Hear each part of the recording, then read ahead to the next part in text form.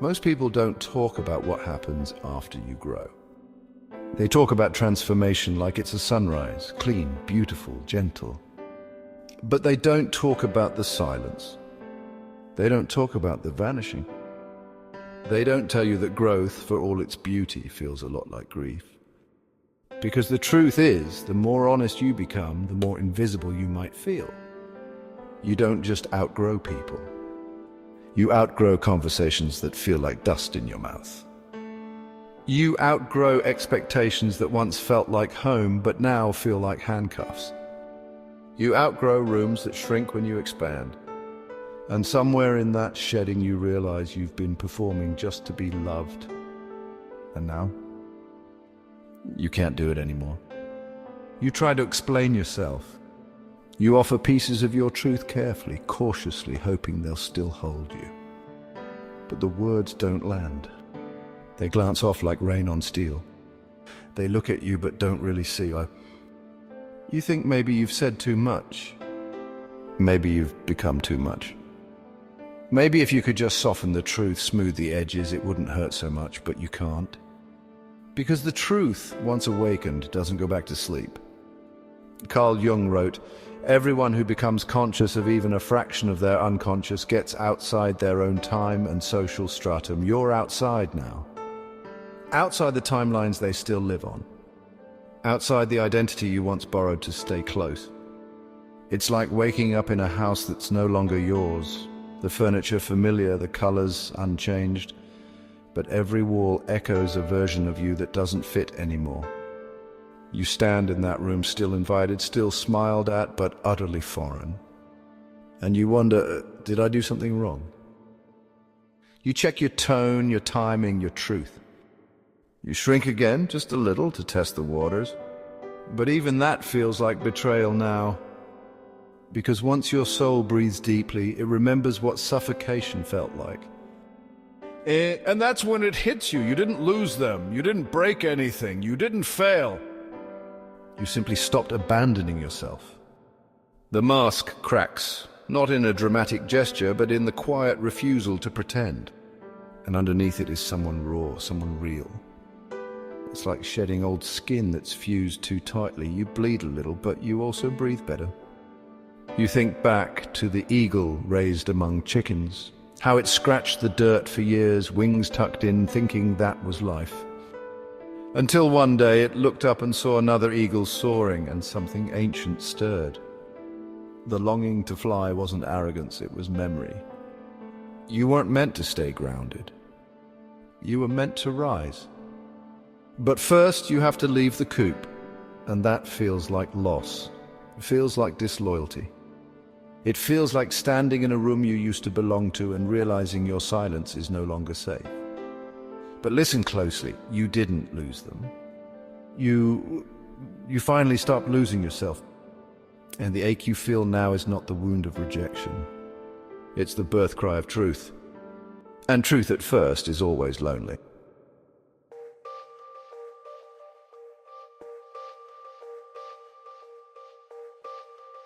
You thought growth would feel like clarity. But here you are, alone, unsettled, unspeakably quiet. And instead of soaring, you feel like you're sinking. This isn't the loneliness you imagined. It's not a peaceful retreat. It's an ache that hums beneath your ribs. A room so still it echoes. A day so long it forgets to end. You try to reach out, but the messages go unanswered, not out of cruelty, but because you're no longer speaking their language. You try to go back, but the door is closed. Not slammed, just gently, irrevocably shut. And so you sit in the stillness, in the absence, in the echo of a life that no longer fits. Carl Jung called this the solitude of individuation. A loneliness not caused by lack of people, but by the impossibility of being understood by those still asleep. And here in this silent space, something unexpected happens.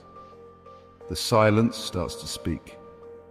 It speaks in memories, in every time you said yes when your body screamed no. In every time you laughed to belong, while your soul begged for meaning. It speaks in the language of absence, not to punish you, but to purify you. And then comes the mirror. Not the one on your wall, the one inside you. The mirror doesn't lie. It shows you the parts of yourself you disowned to be loved. It shows you the shape you twisted into just to be held. It shows you the pieces you gave away gently, quietly, until nothing remained but a silhouette of someone agreeable. You want to look away, but you can't. Because this mirror holds not just your pain, but your possibility. And in that mirror you see your shadow.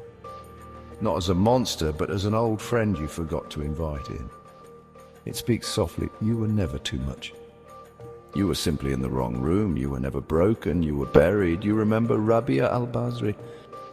How she walked into the night carrying a torch to burn down heaven and a bucket to extinguish hell, so that love could be free from fear, so that truth could be honored without reward.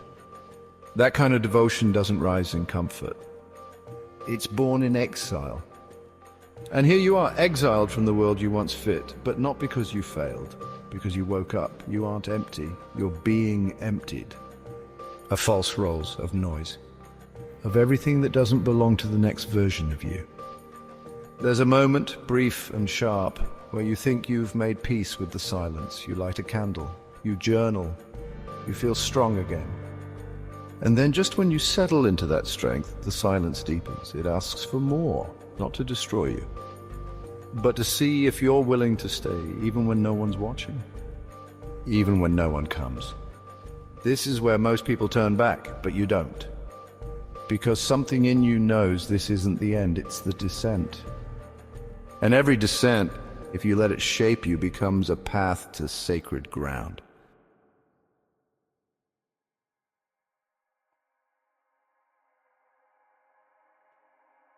Eventually, the silence stops feeling like a threat. It starts to feel like a test, not of strength, but of sincerity. How true are you willing to be when no one is watching? You start to hear the sounds beneath the noise. Your thoughts, long buried beneath distraction, return like exiles at your door. You see the patterns you repeated to feel safe. You see the habits you used to numb the ache. And then you see something harder. You see yourself and not the curated self.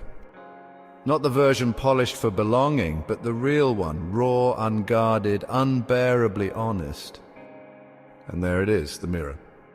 It doesn't reflect your appearance, it reflects your soul. And what you see is not perfect, but it's pure. You are no longer running. You are sitting in the wreckage of your old identity, and for the first time you're not trying to rebuild it. You're trying to understand why it had to fall apart in the first place. And this is the wilderness Jung spoke of. Not a literal forest, a psychological place. A soul terrain where all the props are removed and only essence remains.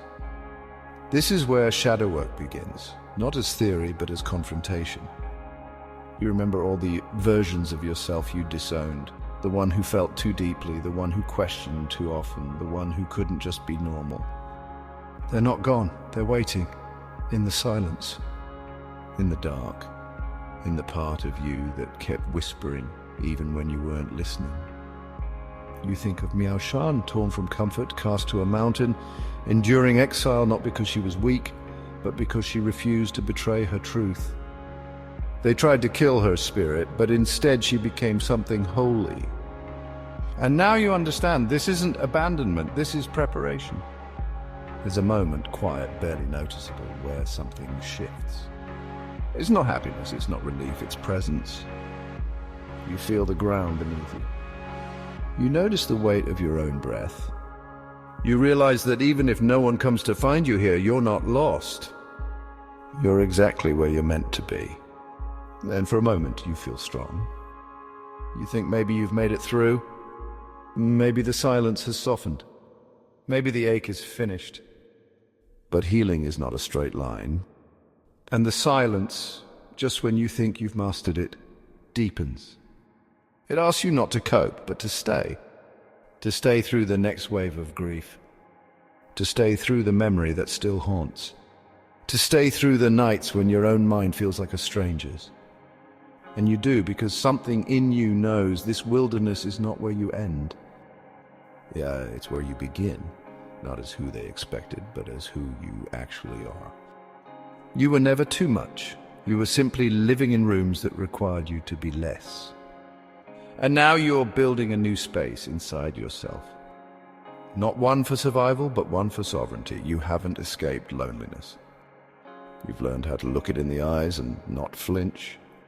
And in that look, something ancient smiles back. Not pain, not emptiness, but recognition. You've finally come home.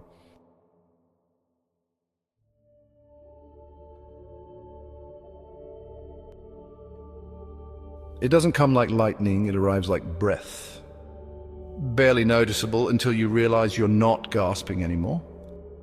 You wake up and the first feeling isn't ache, it's stillness. A quiet knowing that even if no one calls, you are still here, and that counts for something. You no longer scroll to be seen. You no longer speak to fill space. You no longer beg the universe for company that doesn't cost your truth. Because for the first time you've stayed with you. There's a moment, a slow, sacred one, when you realize that you are the friend you've been searching for. You listen now to yourself. You ask, what do I need? And instead of shoving that voice away, you answer, not always with ease, but with respect. Carl Jung said, solitude is for me a fount of healing, and now you understand. The silence has stopped being punishment. It has become your monastery, your forge, your teacher. You start lighting candles in your own name. Not because someone is watching, but because you are. You begin to create again, not to be praised, but to feel connected. To yourself, to source, to the rhythm that exists below the noise of everything temporary. And slowly you begin to notice things. The wind has texture, the quiet has warmth. Your own breath feels like companionship. This is what the mystics were talking about. Not ascension, not escape, but presence. A soul so grounded in its own skin, it doesn't require applause to feel whole. You begin to say no, not out of fear, but out of alignment. You stop apologizing for your intensity. You stop minimizing your depth. You stop dressing your truth in softer colors just to be easier to hold. Because now you know what it's like to hold yourself. And in that knowing, the ache doesn't vanish, it transforms into fire, into clarity, into a love so exact it refuses to make you small just to feel familiar. And something else happens. The longing fades. Not because you no longer want connection, but because you no longer want it at the price of your becoming. You crave only what honors your evolution. Only what meets you in truth. Only what doesn't ask you to trade your soul for company. You are no longer searching for someone to walk beside you to prove you are worthy. You are walking because the path itself is worthy, because the voice inside you finally has room to speak, because the person you've become is the one you were always waiting for. This isn't the end of loneliness, this is its redefinition. It's not what happens when others leave. It's what happens when you finally stop leaving yourself. And for the first time you feel not alone, but whole.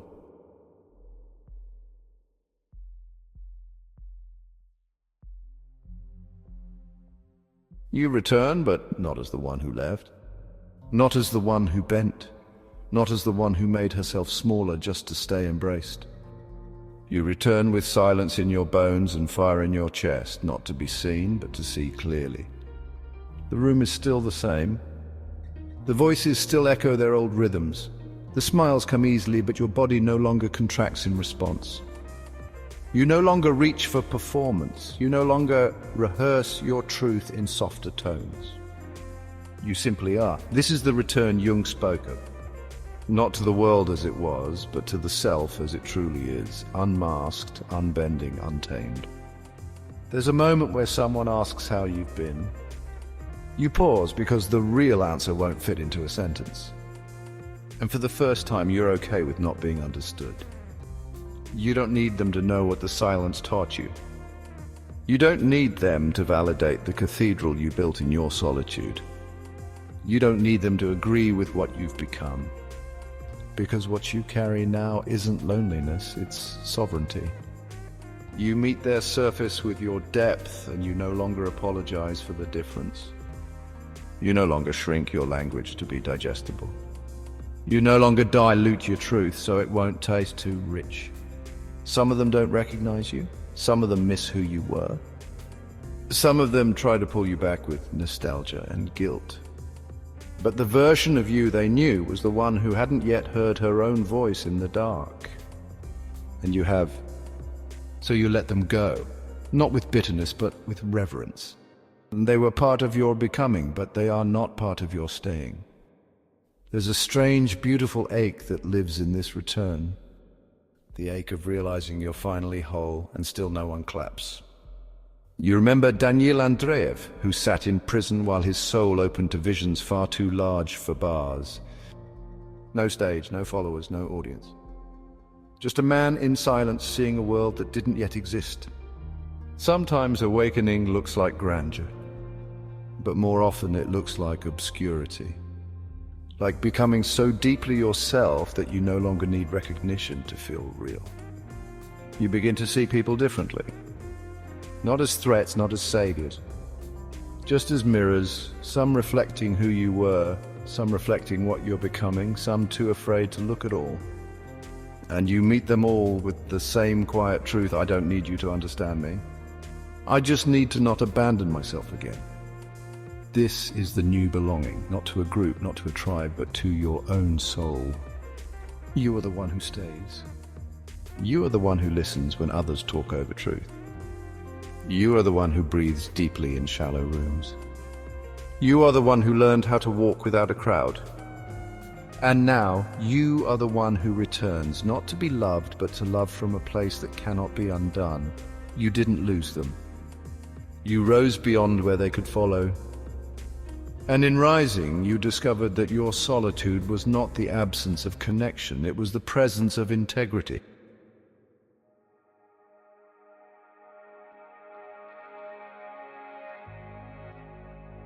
There comes a stillness that doesn't ask for applause, a peace that doesn't need to be explained. And it comes not at the beginning of your journey, but at the end of your resistance to it. You no longer ask, why did they leave? You no longer search for the version of you they once knew. You no longer try to translate your soul into a language that flatters someone else's comfort, because you finally stopped running from the one person who never left. At first you mistook the silence for abandonment, but now you see what it really was. Presence so deep, so constant, it had to strip everything false before you could hear it. This is what Jung meant when he said the privilege of a lifetime is to become who you truly are. But he never promised that privilege wouldn't cost you everything you thought you needed to survive. And now you know it's not the world's love you were starving for. It was your own. The solitude you feared was never empty. It was full of the parts of you you hadn't yet remembered. It was full of letters you hadn't opened, songs you hadn't sung, truths you hadn't told, not even to yourself. You were never meant to disappear. You were meant to dissolve the illusions that made you forget who you are. And now the loneliness that once broke you has become the house you built, the breath you return to. The silence you learn to trust. It no longer screams, it sings. Softly, steadily, like a sacred hum beneath everything temporary. You speak less now, but what you say has weight. You seek less, but what you find has depth. You give less, but what you offer is pure. And slowly you begin to meet others who speak in this same quiet tone. Not loud, not desperate, but real. They don't need to fix you. They don't need to save you. They recognize you because they've also walked alone. They've also carried silence like a lantern through long corridors of forgetting. And when they speak, you don't feel like you have to explain your ache because they know they've outgrown too. They've lost people they loved to stay loyal to their soul. They've chosen truth over comfort, integrity over belonging, depth over ease. And in that knowing, you feel it. Not the old crowd, but a quiet kinship. Not many, but enough. And even if no one else comes, you're not waiting anymore. You're not performing. You're not shrinking. You're not begging the world to recognize a light you finally learned how to hold. You didn't lose them. You found yourself. And the world you were meant for, the one that honors the fire in your silence, the poetry in your solitude, the truth in your exile, it hasn't forgotten you. It's just been waiting for you to stop trying to fit in and finally rise as who you've always been. And now you have. If you've walked this path, if you've left behind what once felt like everything just to stay faithful to the voice inside you, leave your story below. There's someone out there who needs your words the way you once needed theirs. Let them know they're not alone. Because you never really were, and neither are they.